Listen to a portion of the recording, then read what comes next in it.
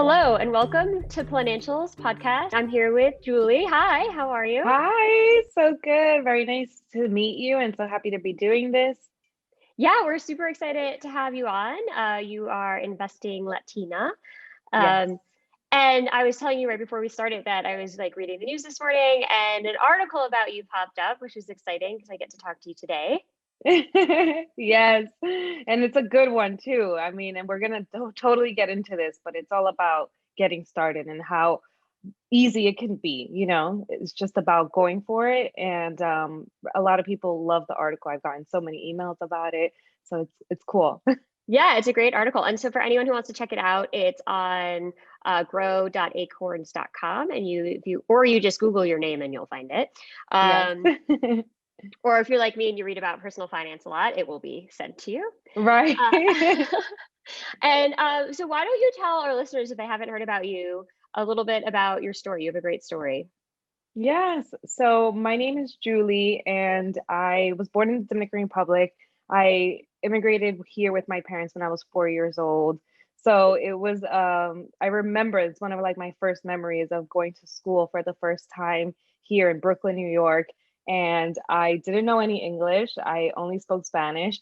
And my parents, for some reason, thought that, I could just figure it out and didn't put me in any sort of like English classes. They And said, I was just like, what are they saying? "Oh my gosh, I can't even imagine." Yes, and so they just kind of threw me out to the wolves, and I had to quickly learn, and that has basically been how my life has been since then. And it was so funny because it's like one of my first memories, but it was also really great because it gave me the opportunity to just push myself and to learn and to also learn how to engage with people. Like I had to figure out how to communicate, and it was such a great life lesson thinking back on it because it sort of made me who I am today. If I fast forward, I ended up studying in Brooklyn and then ultimately going to the High School of Fashion in New York. And Wow. yes, and because fashion and design have been like a passion of mine since I was very young, very influenced by my mother, who was a total fashionista and made her own clothes. And so I studied design and I worked with Mr. Ralph Lauren. And that was such a highlight in my career because I learned so many things in the years that I was working directly with him.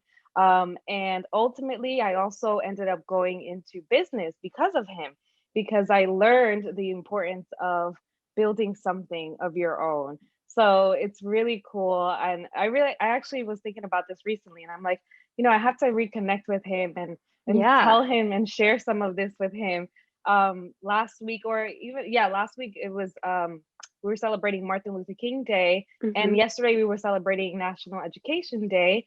And so I reached out to an old teacher from back in the day, and she saw my email. So I was really excited about that. But essentially, I've had all these like great teachers along the way. But something that I definitely did not know that I had to figure out on my own was really how to manage money.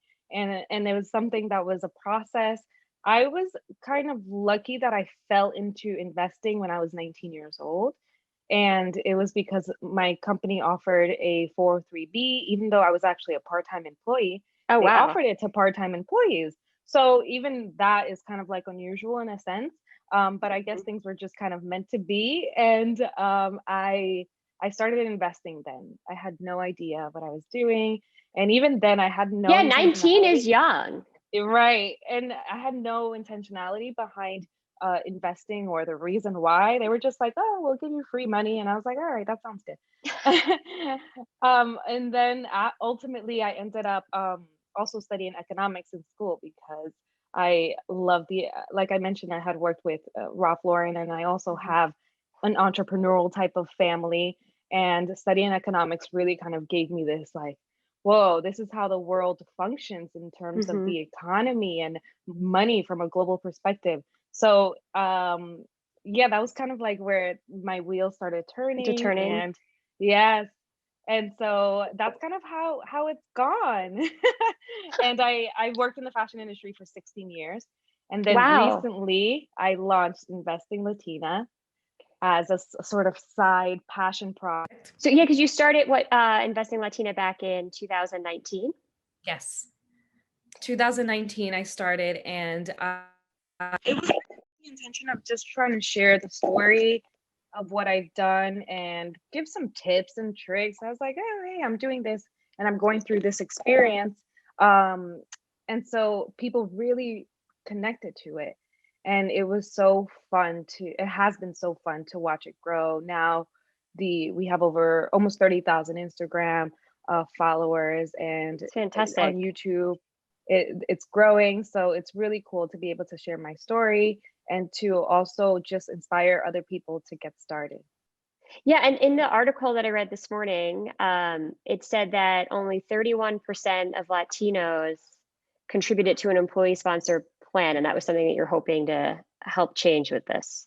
Yes, absolutely. Because it we don't come from, especially immigrants, I would say, Hmm. because there are definitely Latinos that have been in this country for some time. But when you're an immigrant, we don't necessarily know about these things. We don't have this a sort of trust in the financial systems, and there is really just no history of that.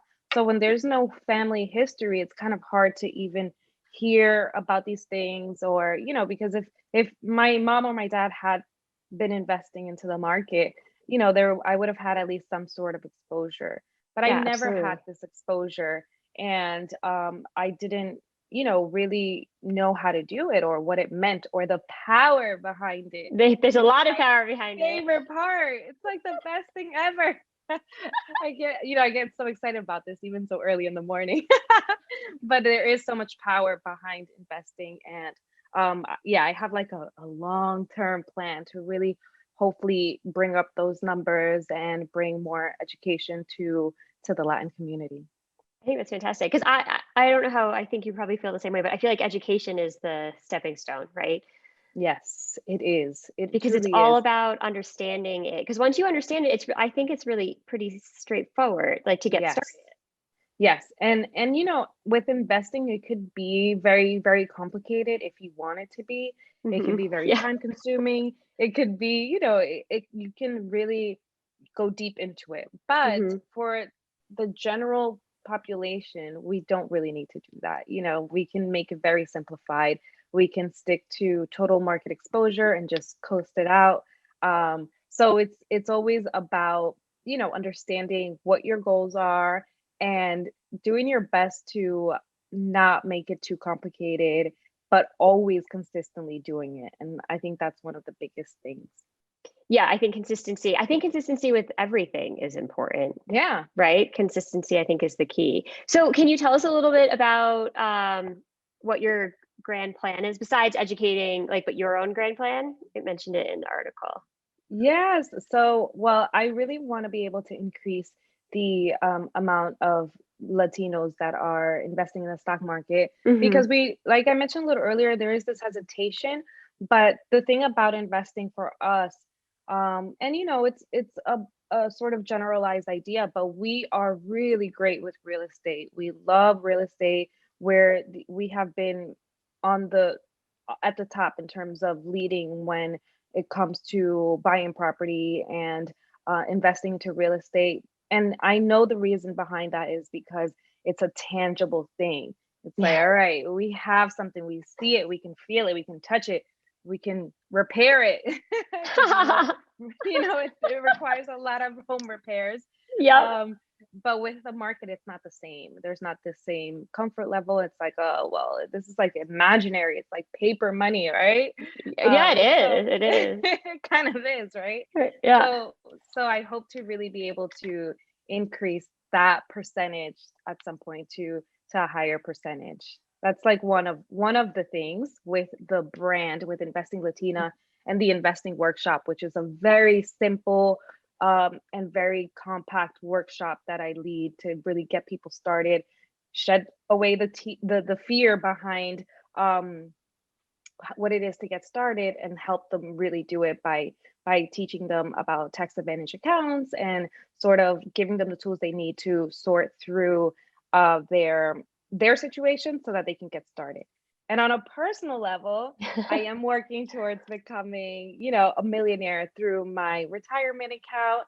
And I think that's like just such a great goal to set, because what people don't recognize, and this is what we talk about when we talk about the power of investing, is that it really doesn't take as much money as you think to become a millionaire. So, that's sort of the long-term goal for myself, so that I can retire and be in a comfortable place and not have to, ultimately depend on social services, because unfortunately that happens to the majority of our population here in the US.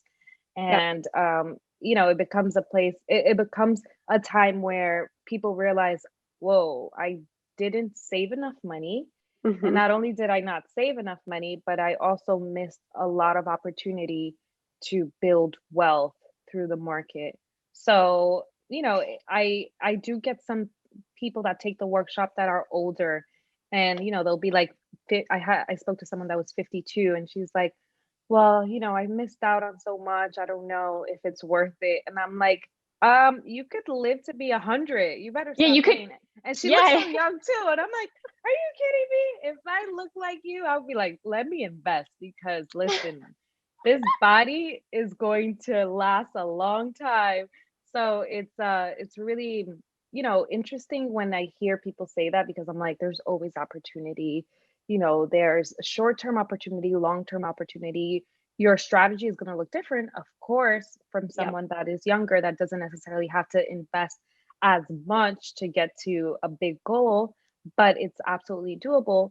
And the beautiful thing, I think, about starting quote unquote later in life, whether that's, sometimes people are like 30 and they think, oh my God, I'm so late. But the beauty about starting quote unquote later is that you start with a lot more intentionality. Yep. Like for me, I started when I was 19, but I wasn't like, oh, let me put in $1,000 a month. I wish I did, of course. In hindsight, everyone always says that. Like, I wish I invested more.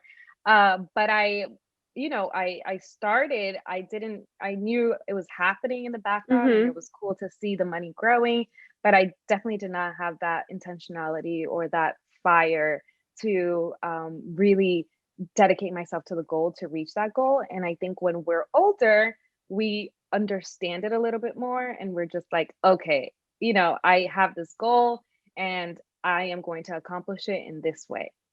Yeah, I also think when you get closer to retirement, that deadline is kind of, or that, I don't want to say, the finish line is Yeah. very much more obvious. And you're like, I don't really, and at least I find with clients, they're more tired, like literally they're just like, when you get to my age, you're just going to be more tired. And I'm like, oh, Mhm. I don't want to have to work if I feel like I'm tired now early in the morning. Like they say they're Right. more tired. Like I don't want to have to, keep working because I didn't have a plan. Right. And so I agree. People when they're older, I think that finish line is like really obvious, or they want there to be a finish line. Maybe there isn't a finish line because they didn't plan as much. But I agree. Either you can always come up with a short term opportunity, a longer term opportunity. But I agree with you. I think getting started as soon as possible, right? Because you have all that time, is really to your advantage. For sure. Because it's easier. You don't have to put in as much. You don't have to Yeah. dedicate a lot of money to it, because it starts working and it starts compounding. So it is always beneficial to start today. If you're listening to this Yeah. podcast right Right. now and you haven't started, this is an You should. invitation to start today. Pick an institution, and it's a three-step process, y'all. Pick an institution, pick the type of account, and try to choose the tax advantage one, and then be consistent and invest into the total market. So you don't have to choose, oh my God, am I going to invest in this, in healthcare stocks, in tech stocks, all kinds of, little sectors that are out there that of course you'll learn more about.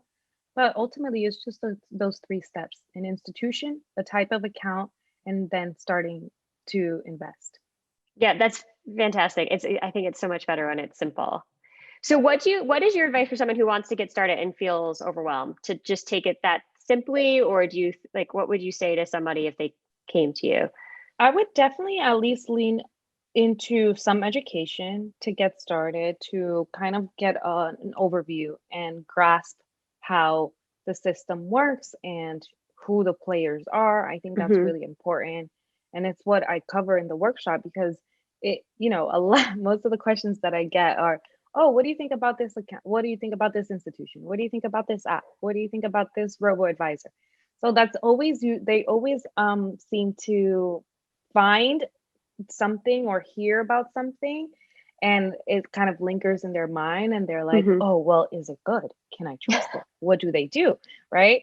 So the step that I always take as soon as I get those type of questions is I tell them where that institution falls on the hierarchy, on the ladder of what they offer and what they do, and sort of the range of what they charge for investing, because understanding your fees are really important. Hmm. Being able to kind of at least understand how much you're paying to play, to be in the Yep. game, is really important. So that's one of the biggest things that I highlight, where I say, okay, if you go with this place, if you're going to a full service broker, it's kind of a luxury service. You're going to get a lot of hand holding. You're going to get a fund manager. There's opportunities for you to really invest into the full gamut of Hmm. investments, but it does cost a pretty penny to do that. Versus if you're starting out with maybe a robo advisor, or my favorite, which are the discount brokers, then you reduce those fees and you reduce the cost of investing, and it helps you keep more of your money, which is really important. So that's kind of how I approach the question. If you really are just trying to figure out where to get started, I would always actually say it doesn't even matter as much where you start, as long as you're doing it, you're consistently doing it, and then you're learning more along the way. Everybody has to learn. Yep. Nobody that has ever done this in the history of investing knew everything at the beginning. When we think about the greats, when we think of the Warren Buffetts, they learn along the way. And Hmm. he's someone that always shares how he still continues to learn, even in his late age. He's still Right. every day learning about investing, about companies. Because remember, investing is putting money into actual companies, Yep. putting money into businesses that will grow and businesses that will profit and therefore make you money along the way. So that's kind of how I like to approach it. Yeah, I think that's fantastic. And as you said, you have a workshop on investing, because even though we said it can be really simple, when you start reading about it, they talk about all the terms, like all the different players, and then all the different taxations, like what kind of structures. And then Yeah. obviously we have 1,000 acronyms. So like 403B, 401k, 457, just like number, number, number. I don't know what this means. And then that's So, when the eyes start like glazing oh, over. it's They're just like, like, yeah, I'm gonna head out now. And I'm like, wait, don't go. And also, that being said, a big part of what I like to do is incorporate memes, incorporate, have a good time, make it funny, make it yep. enjoyable. So we always have to, when it comes to these complex terms, we always have to find a way to laugh about it. And I Hmm. think that I was thinking about this because I have worked in the fashion industry for so long, and even when I focus on fashion, where I do my consulting and stuff, I always make fun of fashion. And fashion is something that people take very seriously, in my world. They're just like, oh, and you have to be on trend, in vogue. And investing can sort of be like that too. It's like, oh, you have to do this, and no. And people will criticize one investment over another. Like, no, that sucks. I would never do that. It's such a low percentage. Why would I do that? I want higher returns. But I always make fun of it as well. So I think making fun of the things that we consistently do in life is the way to keep going. Right. It Yeah. makes it easier, it makes it more interesting. And that's always why I try my best to also be a comedian online. Yeah, because A wannabe comedian. it can be such a heavy topic and it can be so intimidating. But just like any other industry, like I'm sure if I sat in on a fashion meeting, I would like be like, what was that phrase? Like, what did that mean? What was that word? So yeah, I think it's good to poke fun at it and, make it more realistic. Absolutely. Yes. And I always find that people, they start following and they start engaging because they found something that really was relevant to them in a very unrelated way. And then they were like, "Oh, wait a second. What are you talking about? You're talking about investing? What is this?" I'm like, "Yeah, that's what I talk about." And so they get so into it. And as soon as someone gets into personal finance, there's no turning back.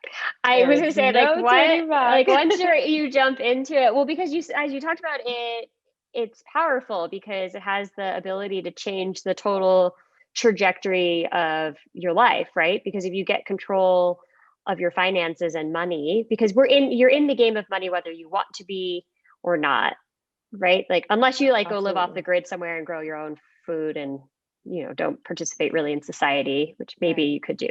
But otherwise, you're in this world of finances, and trying to understand it can be very, when you understand it and you take control of it, can be very powerful because now you take control Mhm. back. Right. Yeah, and it is like you said, we all have to do it. We're all touched by it. We Hmm. all have to make money decisions every Yep. day. So, that's kind of what we have to recognize in a way and take control of it. So it's not something that's really leading us or taking control of us. We're the ones in the driver's seat. Absolutely. Well, this was so great to have you on. Thank you. This was fun. Thank you so much for inviting me. Yeah, I'm absolutely. really looking forward to listening in, and I hope that this was really helpful to everybody listening. I mean, I know it can seem very complicated and crazy, but trust me, you're going to thank yourself once you get started and once you dig in further, because that's another thing also. I do have a lot of people that come to me and they're like, "Well, I've been investing. I just don't know how it all works." So I invite you, if that's the situation that you're in, to lean in further into your journey and to learn a little bit more every single day at your own pace. It doesn't have to be on anyone else's timeline. I think we oftentimes can get caught up with comparison Yep. or analysis paralysis on things. And it's like, as long as you take a couple steps forward, you'll be able to lean in and you'll be able to become even richer. Absolutely. And where can our users find you? So if they want to check out your class, like, where's the best place to follow you and find you? Yes. So my home base really is Instagram and it's at Okay. Investing Latina. And I'm also on Twitter. And I have a huge library on YouTube that has a lot of free content. Oh, And I talk perfect. about my journey. I talk about how you can get started. I ended up winning an award for the work that I have on YouTube. And it's really fun. I try my best to make it just enjoyable to watch. One of my most popular videos is things I no longer buy, because we have to make sacrifices. In Yes. order for me to invest more money, I had to cut back on the Chanel bags, okay? So so I no longer buy those. I stick to the ones I have and I'm happy with it. So that's a really fun video if you just want to, have a laugh and also get some ideas on how you can manage your budget a little bit better so that you can invest a little bit more. Well, wonderful. All of our users, or listeners, hopefully will check everything out. And we look forward to following your journey more. Yes, thank you. I'll see you all soon. Bye.